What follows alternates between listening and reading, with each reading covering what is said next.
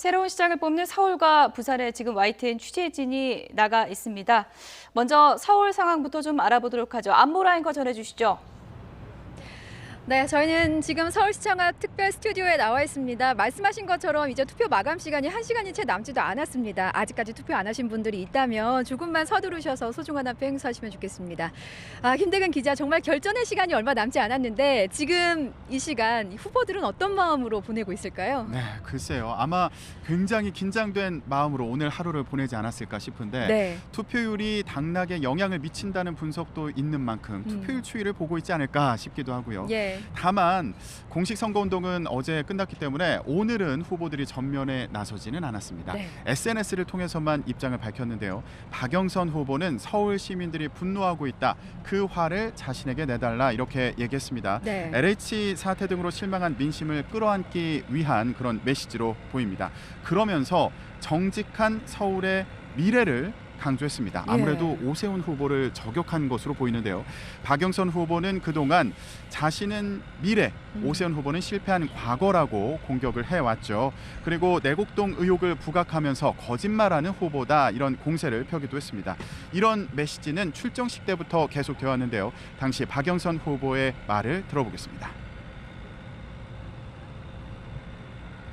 이번 서울시장 선거는 개혁과 공정을 바라는 일 잘하는 새로운 시장이냐 아니면 거짓말하는 실패한 시장이냐 바로 그런 선거입니다, 여러분.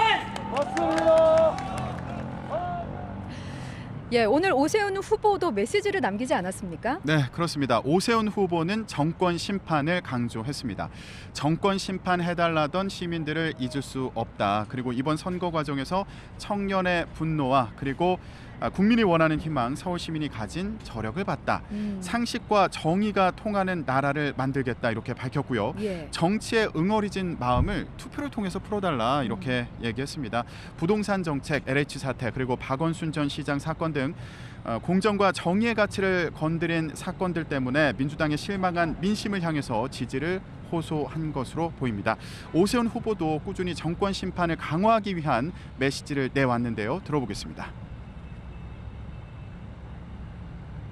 문재인 정부는 그동안에 많은 실정과 무능을 거듭해왔습니다. 저는 실정과 무능의 대명사 문재인 아바타인가 라고 박영선 후보에게 묻고 싶습니다. 네, 민주당은 이런 공세에 대해서 반성과 약속 이행이라는 메시지를 또 맞서지 않았습니까? 네. 오늘 민주당의 지도부도요. 앞으로 국민의 목소리를 더 경청하겠다. 선거 운동 기간에 약속한 것들을 잘 지키겠다고 강조했는데요. 직접 들어보시겠습니다. 이번 선거를 통해 민심이 얼마나 무섭고 두려운 천시민지를 다시 한번 절감할 수 있었습니다. 더 경청하고 겸손한 자세로 성찰하겠습니다.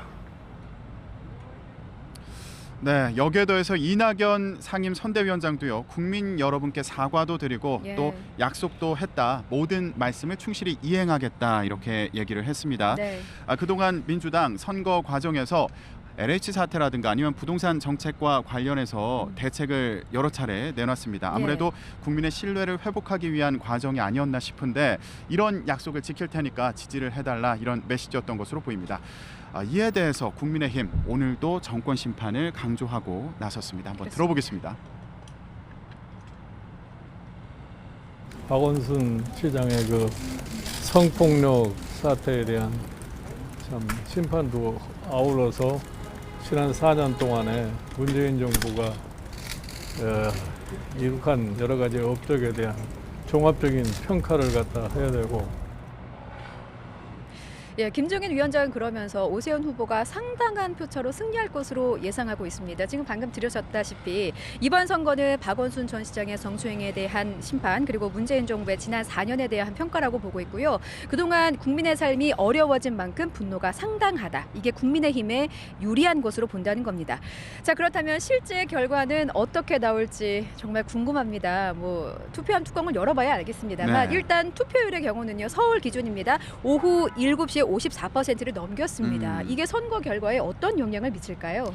네, 사실 투표율만으로 어느 정당이 더 유리하겠다 이렇게 전망하기는 쉽지 않아 보입니다. 네. 왜냐하면 사전 투표율의 경우에 재보선 가운데 최고치를 기록했거든요. 그런데 이 결과를 두고도 여야 모두 서로에게 유리하게 해석하지 않았습니까? 예, 그렇습니다. 예, 결국에는 2030 세대 그리고 중도층의 표심이 어디로 향하는지가 당락을 결정할 주요 변수가 되지 않을까 이런 전망이 나오고 있습니다. 네. 2030 세대 같은 경우에는 보통 민주당을 지지하는 것으로 분류가 돼 왔는데 이번에는 다르지 않을까라는 전망이 나오는 거예요. 예. LH 사태라든가 아니면 박원순 전 시장 사건 등으로 실망한 그 표심이 국민의힘으로 향할 수도 있다 이런 전망이 나오기 때문입니다.